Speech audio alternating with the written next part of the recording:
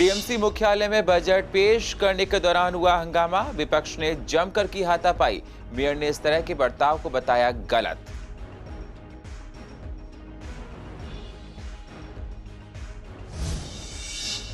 केजरीवाल ने पीएम को जवाब देने से किया इनकार। आप नेता ने कहा हमने मजदूरों की सेवा की।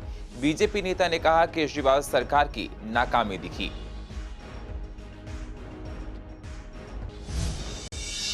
स्कूलों में बच्चों की दिखी ज्यादा उपस्थिति। प्राइवेट स्कूलों में बच्चों की उपस्थिति 50 से 60%। सरकारी स्कूलों में 75% क्षमता के साथ बच्चे पहुंचे स्कूल। कोरोना नियमों का किया जा रहा है स्कूलों में पालन। मानस सरोवर पुलिस ने 2 बदमाशों को धर दबोच लिया। बदमाशों के पास से 2 पिस्टल और 4 कारतूस किए गए बरामद।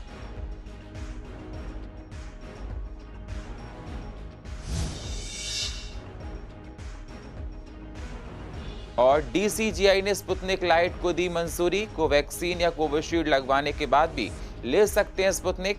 स्पुतनिक लाइट है एक बूस्टर डोज।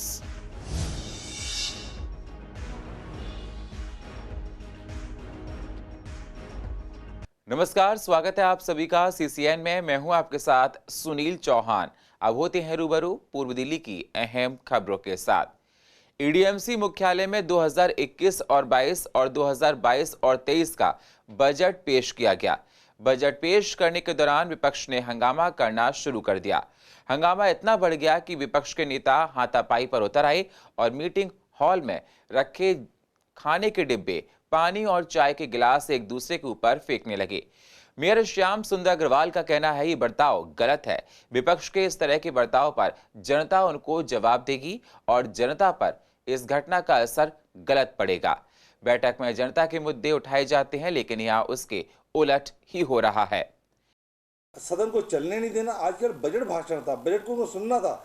जब नेता विपक्ष ने अपना बजट भाषण पढ़ा था, मैं दाद देना चाहूंगा पक्ष के सभी पक्षियों की, जिन्होंने जो पक्षीय लोग थे उन्होंने भाषण को एक एक शब्द को सुना, एक एक बात को सुना। इतना बड़ा भाषण था, उनको उसको सुनना चाहिए था, ताकि दिल्ली की जनता का मैसेज अभी भी जाएगा, बहुत अच्छा मैसेज आएगा। लेकिन दिल्ली की जनता ने जो इनका बिहेव देखा है, दिल्ली की जनता आने वाले 2022 के चुनाव में इनको सबक सिखाएगी। एडीएमसी ऑफिस में बजट को लेकर बैठक की गई। बजट पेश होने के दौरान निगम ने अपनी उपलब्धियां भी गिनवाई हैं। नई योजनाओं का जिक्र भी किया गया और टीचर्स को पढ़ाने के लिए लैपटॉप भी दिए जाएंगे, ये बात कही गई। तो वहीं स्वामी दयानंद अस्पताल में ऑक्सीजन प्लांट बन चुका है, तो उसको जल्द शुरू किया जाएगा, इस बात का भी जिक्र किया गया।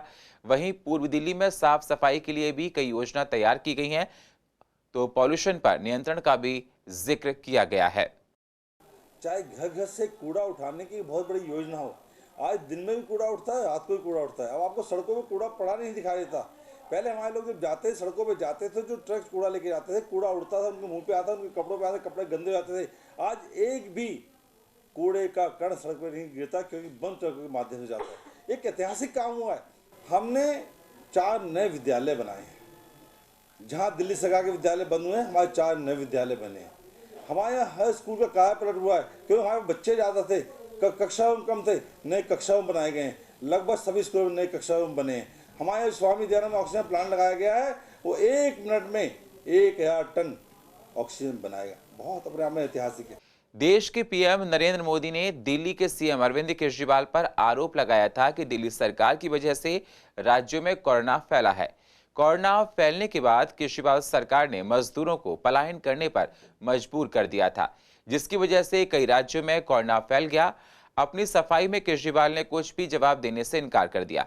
इस पर पूर्व दिल्ली के आप नेता एसके बग्गा ने कहा कि बीजेपी का आरोप गलत है, बल्कि हमने कोरोना के वक्त गरीब मजदूरों को खाना खिलाया था, उनकी सेवा की थी, ना कि उनको दिल्ली से भगाया था।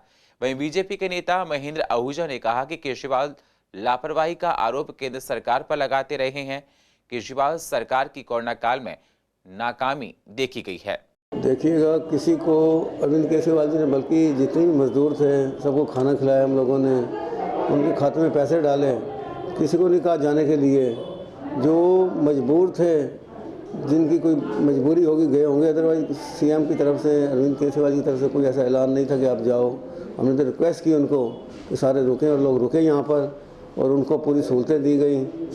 मेडिसिन की, खाने की, उनके खाते में पैसे भी डाले हैं। तो ऐसा कोई पॉइंट नहीं आया कि जिसमें अरविंद केजरीवाल जी हमारी सरकार ने ये कहा कि आप जाओ यहाँ से। केजरीवाल सरकार ने कोरोना काल में जिम्मेदारी पूर्वक व्यवहार नहीं किया, इस बात के बहुत सारे सबूत हैं। जब जब कोई नाकामयाबी हुई तो वो सेंटर के ऊपर दोष लगाते रहे, और जब जब सारा निशुल्क राशन गरीबों को बटा, निशुल्क वैक्सीन सभी को लगी, इसकी तारीफ केजरीवाल ने कभी नहीं की। केजरीवाल की नीयत ठीक होती तो जब बॉर्डर्स के ऊपर और रेलवे स्टेशनों के ऊपर मजदूर पलायन कर रहे थे और भीड़ लगी हुई थी, तो उनको जाके वायदा करते, आश्वासन देते कि दिल्ली में आप सुरक्षित रहेंगे, आपका रोज़गार सुरक्षित रहेगा, जब तक फैक्ट्रियां या दुकानें नहीं खुलेंगी तब तक आपको बेरोज़गारी भत्ता दिया जाएगा। ऐसी कोई घोषणा केजरीवाल ने ना करके उनके अंदर डर फैलाए रखा, जिससे वो पलायन किए, जिससे कोरोना ज़्यादा तेज़ी से फैला। कोरोना गाइडलाइन के साथ प्राइवेट और सरकारी स्कूलों को 9वीं से 12वीं क्लासों के लिए खोल दिया गया है। काफी समय बाद स्कूलों को फिर से खोला गया है, जिसके साथ साथ कोरोना गाइडलाइंस का पालन भी किया जा रहा है। ऐसे में जब हमारे संवाददाता मोहित शर्मा ने पूर्व दिल्ली के प्राइवेट और सरकारी स्कूलों का जायजा लिया तो देखा कि प्राइवेट स्कूलों में 50 से 60% क्षमता के साथ बच्चे स्कूल में आ रहे हैं और सरकारी स्कूलों में भी 75% क्षमता के साथ बच्चे आ रहे हैं और बच्चों को स्कूल में एंट्री से पहले थर्मल स्क्रीनिंग की जा रही है और हैंड सैनिटाइज भी कराए जा रहे हैं। As we have reopened the school from 7th, तो उसके हिसाब से स्ट्रेंथ हमारी 50% से, मतलब हमारी 75 to 80% स्ट्रेंथ आ रही है। सर अभी देखिए इनिशियली ही हमारी स्ट्रेंथ, हमें सेटिस्फाइड हैं हम अपनी स्ट्रेंथ से, तो एंड वी आर होपिंग कि आगे इम्प्रूव होगी। तो अभी कोई ऐसा हमारे पास बहुत ज़्यादा कोई ऐसे इश्यूज़ नहीं है। 9th-10th आ रहा है इस टाइम पर, और कल भी हमारी 80% स्ट्रेंथ थी, आज भी हमारी 79 पॉइंट समथिंग स्ट्रेंथ है। सर देखिए प्राइवेट स्कूल की बात करें तो कल जो स्ट्रेंथ आई थी, कल ही स्कूल खुला, उससे आज बेटर है। बच्चों को टाइम लगेगा आने में, और मैं चाहूँगी कि अगर इसको हम 100% करना चाहते हैं तो मेरे हिसाब से गवर्नमेंट की तरफ से एक ऑर्डर आ जाए, इट इज़ मैंडेटरी, सभी बच्चों को स्कूल आना है। तो देखिए अगले दिन पूरे स्कूल भरे मिलेंगे। ऑफलाइन एंड ऑफलाइन करने से बच्चों के अंदर एक पशुपेश में फंसे हुए हैं कि हमें जाना है या नहीं जाना, ये एक मेजर मुद्दा है। कंपैरिजन नहीं करना चाहिए। यहाँ ये प्राइवेट गवर्निंग बॉडी आ जाती है, वहाँ डायरेक्ट सरकार का उस पर हाथ है और वो कहीं बाउंड हो जाते हैं इसे करने के लिए। एक है उनके अंदर होता डर कि एक्शन लिया जाएगा, लेकिन यही चीज़ मैं बार बार कह रही कि कैसा ऑर्डर यदि गवर्नमेंट की तरफ से आए कि पब्लिक स्कूल हो या गवर्नमेंट स्कूल हो, सभी को आना आवश्यक है और इसके लिए टीचर्स जिम्मेवार हैं। पूर्व दिल्ली की मानसरोवर पार्क पुलिस को बड़ी कामयाबी हाथ लगी है। पुलिस ने 2 शातिर बदमाशों को पकड़ लिया है। बदमाशों के पास से 2 पिस्टल और 4 कारतूस बरामद किए गए हैं। दोनों आरोपी तिहाड़ जेल में बंद गैंगस्टर चीकू धनखड़ के कहने पर पैसे की वसूली करने आए थे, लेकिन तिहाड़ में चीकू से संपर्क नहीं होने पर खाली हाथ लौट रहे थे। डीसीपी आर सत्य सुंदरम ने बताया कि 6 फरवरी को एएसआई जीतपाल, एचसी दीपक कुमार, दीपेंद्र, जसबीर सिंह और कई अधिकारी पेट्रोलिंग कर रहे थे। इसी दौरान दोनों कुख्यात बदमाशों के इलाके में घूमने की जानकारी उनको मिली। जीटी रोड फ्लाईओवर के नीचे दोनों बदमाशों को धर दबोच लिया गया। पूछताछ में दोनों आरोपियों ने बताया कि वह टिल्लू ताशपुरिया और चीकू धनखड़ गैंग के मेंबर हैं। टिल्लू और चीकू दोनों तिहाड़ जेल में बंद हैं। दोनों सोशल मीडिया के जरिए उनके टच में आए थे। कोरोना से लड़ने की जंग में डीसीजीआई ने भारत में सिंगल डोज स्पुतनिक लाइट के इस्तेमाल को मंजूरी दे दी है। कोरोना से जंग में इस वैक्सीन का अहम योगदान रहेगा। इस पर हमारे संवाददाता ने पूर्व दिल्ली के डॉक्टर से बात की तो उनका कहना था कि सिंगल डोज वैक्सीन के साथ साथ बूस्टर डोज भी यूज की जा सकती है। इस वैक्सीन की यूनिट टाइमिंग अधिक है। डॉक्टर्स का कहना था कि किसी को भी पहली और दूसरी डोज, चाहे कोवैक्सीन लगी हो या फिर कोविशील्ड वैक्सीन लगी हो, हर कोई इसकी बूस्टर डोज ले सकता है। अब ये स्पुतनिक लाइट जो है उसका ही नेक्स्ट वर्जन है और इस वर्जन की खासियत ये है कि ये सिंगल डोज है और ये पाया गया कि बहुत सेफ है।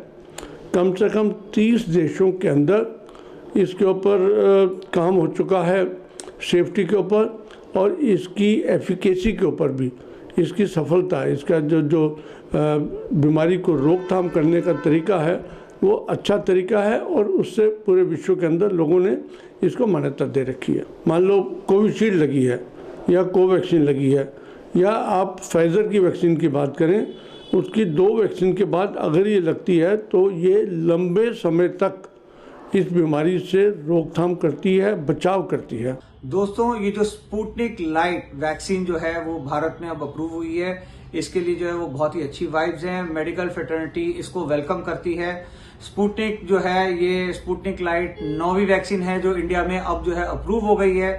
और इसकी खासियत यह है कि इसको जो है वो किसी भी और वैक्सीन के साथ क्रॉस किया जा सकता है। बहुत समय से मांग चल रही थी कि क्रॉस वैक्सीन, मिक्स वैक्सीन या कॉकटेल वैक्सीन जिसको बोला जाता है, उसके लिए भी इंडिया में परमिशन आए। अब हमें उम्मीद है कि इसकी भी परमिशन इंडिया में बहुत जल्दी आने वाली है। स्पुतनिक लाइट एक ऐसी वैक्सीन है जिसको सिंगल डोज में भी दिया जा सकता है। सिंगल डोज में भी इसकी एफिकेसी डबल डोज वैक्सीन से भी कई प्रकार में जो है वो बराबर है। डीडीएमए की बैठक के बाद कई कोरोना पाबंदियां हटाई जा चुकी हैं, जिसके बाद सड़कों और मेट्रो स्टेशन के गेट पर काफी भीड़ देखी जा सकती है। मेट्रो स्टेशन पर गेट के बाहर लंबी कतारें दिख रही हैं। मेट्रो स्टेशन पर सारे गेट नहीं खुले हुए हैं, जिससे यात्रियों को काफी दिक्कतें उठानी पड़ती हैं। जो गेट खुलते भी हैं, उन पर बाकी गेट नहीं खुलने की वजह से भीड़ बढ़ जाती है, जिसकी वजह से ऑफिस पहुंचने में लोगों को देरी हो जाती है। कई बार तो घंटों इंतजार भी करना पड़ता है। नहीं, सभी गेट्स ओपन नहीं हो रहे हैं। कुछ 1 या 2 ही गेट्स होते हैं ओपन, और उन गेट्स पे भी बहुत क्राउड होता है, बहुत प्रॉब्लम होती है एंट्रेंस में। एग्जिट में भी वही प्रॉब्लम सेम आती है, तो टाइम वेस्ट होता है। कई बार ऐसा होता है बहुत लंबी लाइन में लगकर हम लोगों को एंट्री करनी पड़ती होता है। कई बार ऐसा होता है कि हम लोग लंबी लाइन लगी हुई है और अंदर क्या कहते हैं काफ़ी भीड़ है, तो वहाँ पर रोक देते हैं हम लोगों के, अंदर बहुत भीड़ है, अभी थोड़ी देर बाद जाना। आप इस तरीके से नहीं, खड़े होकर भी करते हैं खड़े होकर, पर उतनी ज़्यादा क्वांटिटी में नहीं होते हैं जैसे पहले पूरी अच्छी से फुल कैपेसिटी के साथ भरकर जाते थे। सभी गेट ओपन नहीं है जी, कुछ गेट बंद हैं। आधे गेट खुले हुए हैं, आधे बंद हैं अभी भी। कई बार मेट्रो पकड़ने में हमें प्रॉब्लम आती है, हमें रोड क्रॉस करना पड़ता है, भीड़ भी हो जाती है। कभी कभार तो अभी लॉकडाउन में 15-15, 20-20 मिनट, 1-1 घंटा वेट करना पड़ता था। सारे गेट्स अभी ओपन नहीं है, बहुत सारे स्टेशन पर नहीं है, बहुत सारे जगह पर तो है। असुविधा ये ज़्यादा नहीं है, लेकिन ये होता है कि कभी कभी क्या होता है कि जब ऑफिस का टाइम होता है ना, मॉर्निंग में ऑफिस का टाइम होता है, तो उसमें थोड़ा लंबी लाइन लग जाती है। अब तो सारा खुल जाना चाहिए, जबकि सारे लोग जा ही रहे हैं। मेट्रो में लोग खड़े होके भी जा रहे हैं, लोग बैठ के भी जा रहे हैं, तो गैदरिंग तो हो ही रही है। तो ये गेट ना खोल के फ़ायदा क्या है? अब सारा ओपन कर दो। चलिए, तो आपको बता रहे थे उन मेट्रो यात्रियों के विषय में जो मेट्रो से रोज़ाना सफ़र कर रहे हैं, लेकिन उनके सामने एक बड़ी मुसीबत है। वो ये कि मेट्रो के सभी गेट हर स्टेशन पर नहीं खोले जा रहे, जिसकी वजह से असुविधा ये तमाम लोग जो सफ़र मेट्रो में करते हैं उनको फेस करनी पड़ रही है, क्योंकि बहुत ज़्यादा भीड़ उन गेट के पास हो जाती है जो लिमिटेड खुलते हैं, और ऐसे में कई लोगों की मेट्रो जो है वो मिस भी हो जाती है और कई लोगों को बहुत लंबा इंतजार भी करना पड़ रहा है। कैमरा पर्सन मोहित के साथ मैं वंदना कश्यप, कैंट, CCN। पूर्व दिल्ली के गीता कॉलोनी में सफेदा झुग्गी में रहने वाले एक युवक ने झगड़े के दौरान शख्स को चाकू मारकर घायल कर दिया और मौके से फरार हो गया। पुलिस को इस बारे में सूचना दी गई तो पुलिस ने आरोपी को 24 घंटे के अंदर पकड़ लिया है। फिलहाल घायल शख्स GTB अस्पताल में भर्ती है, वहां उसका उपचार किया जा रहा है। लड़का है, सरसा का है वो लड़का है, और वो लड़का लड़ने वाला नहीं है। मैंने आगे हाथ पैर छुटा के और चाकू नहीं छोड़ा। इतनी देर में तो मेरे सामने ऐसे करके घूम दिया। फिर एक राकेश आया लड़का, उसने पकड़ लिया हाथ, वो चाकू नहीं छोड़ा। मैंने गले मान पकड़ के वो लड़का मैंने निकाल दिया, फिर घेर लिया वाने लड़का ने, फिर मारा। मैं सुनवाई में आई कि चाकू मारे। कितने चाकू लगे हैं उसको? बाकी चाकू पहले तो मेरे सामने एक ही मार पाया, उसके बाद मैंने नहीं देखा कि आगे बढ़ के फिर मैंने मार दिया कि इसे मारूं। उसकी न समझा बचे नहीं, वो तो खत्म हो गया। मारने वाले कौन है? विक्की है। विक्की कहाँ रहता है? विक्की यही रहता है, मैं उसका चेहरा से बता दूंगी। उसका घर द्वार तो अब देखा है मैंने कि इसका लड़का है। डीडीएमए के आदेश के बाद स्कूलों को सोमवार से खोला जा चुका है। कोरोना को लेकर स्कूल प्रशासन भी काफी सख्त दिखाई दिया है। पूर्व दिल्ली के और वचन स्कूल में आने वाले जिन छात्रों को वैक्सीन नहीं लगी है उनको स्कूलों में ही वैक्सीनेट करवाया जा रहा है। हालांकि काफी संख्या में बच्चे वैक्सीन लगवा चुके हैं, लेकिन स्कूल प्रशासन कोई भी लापरवाही नहीं बरतना चाहता है, जिसको देखते हुए स्कूलों में ही कैंप लगाकर बच्चों को वैक्सीन लगाई जा रही है। अब तक हम कम से कम दर्जनों हमने कैंप लगा लिए होंगे, और सैकड़ों लोगों को वैक्सीनेशन करा दिया होगा। देखिए, जब हम कैंप लगाते हैं सबसे पहले हम जगह जगह जाके लोगों को बताते हैं कि आज यहाँ पर वैक्सीनेशन कैंप लगा हुआ है, किसी भी माध्यम से, चाहे वो व्हाट्सएप हो चाहे वो स्पीकर का माध्यम हो। देखिए, वैक्सीनेशन बहुत इम्पॉर्टेंट ड्राइव चल रहा है, पिछले कई महीनों से चल रहा है। पब्लिक स्कूल का भी सहभागिता पिछले 2 महीने से है, हमारा पूरा स्टाफ। और अब नंबर आता है, चूँकि स्कूल खुल गए हैं तो सरकार का कंसर्न भी समझ में आता है और माता पिता का भी आता है। इस नाते हमने एक स्पेशल कैंप अपने स्कूल में रखवाया अपने बच्चों के लिए जिनको सेकंड डोज देनी है या जिनको फर्स्ट डोज भी देनी है, और उसका रिस्पांस बहुत ही संतोषजनक, बल्कि मैं कहूँगा बहुत अच्छा रिस्पांस आ रहा है। कोवैक्सीन सेकंड डोज 7 जनवरी। पूर्व दिल्ली में यमुना घाट पर मूर्ति विसर्जन के दौरान हुए झगड़े में एक युवक की चाकू से गोदकर हत्या कर दी गई। हत्या करने के बाद आरोपी मौके से फरार हो गया, जिसके बाद शास्त्री पार्क पुलिस ने हत्या का केस दर्ज किया है। युवक को आनन फानन में जीटीबी अस्पताल ले जाया गया, जहां डॉक्टर्स ने उसको मृत घोषित कर दिया है। वहाँ तपाई होगी तो उनसे भी यहाँ तपाई होगी मेरे भाई से, तो फिर उन्होंने 10-15 लड़के बुला लिए और फिर उनको हाथापाई में किसी ने चाकू मार दिया साइड में। जेट पैलेस ये पुल के नीचे है सर। हाँ जी सर, जो पुल है उसके नीचे, पुल के नीचे सरस्वती पूजा को सर विजन करने गए थे। और मेरी बहन ने 10 बजे रात में फ़ोन किया, उसको किसी ने चाकू मार दिया है, हॉस्पिटल में एडमिट है। तो जब हम सुबह गए हॉस्पिटल, तो हॉस्पिटल में वहाँ से पता चला सब है ना पुलिस वाला यहाँ से ले जा चुके हैं। उसके बाद जब शास्त्री पार्क थाने हम आए तो वहाँ से सर ने बताया यहाँ से डेड बॉडी आपका जीटीबी हॉस्पिटल में है, और वहाँ से उसके दोस्तों से जानकारी मिली। हम लोग मूर्ति बहाने गए थे और कुछ है ना 2-4 नीचे रह गए और बाकी जाकर के टेम्पो में बैठ गया। और नीचे है ना किसी और से कहा सुनी हुई है, उसमें इसको किसी ने चाकू मार दिया है। दिल्ली में कोरोना के आंकड़ों में लगातार कमी देखी जा रही है, जिसकी वजह से दिल्ली के कई अस्पताल में अब कोरोना के एक भी मरीज भर्ती नहीं है। अगर बात की जाए पूर्व दिल्ली के बड़े अस्पताल की, तो जीटीबी अस्पताल में 18 कोरोना के मरीज एडमिट हैं। राजीव गांधी अस्पताल, ईएसआई अस्पताल में कोरोना का अब एक भी मरीज एडमिट नहीं है।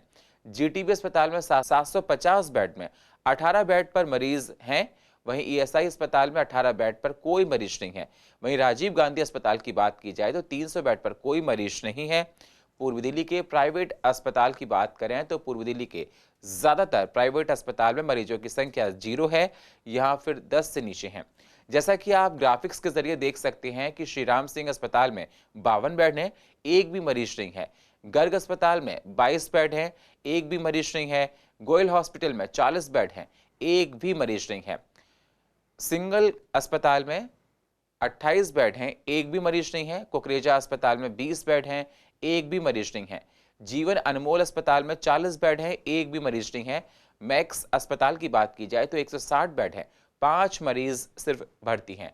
शांति मुकुंद अस्पताल की बात की जाए तो 80 में से 2 मरीज भर्ती हैं। मेट्रो अस्पताल में 64 बेड हैं और 2 मरीज भर्ती हैं। सूर्या हॉस्पिटल की बात की जाए तो 40 बेड हैं और 1 मरीज भर्ती है। और एसएमएस अस्पताल में 20 बेड हैं और मात्र 1 मरीज भर्ती है।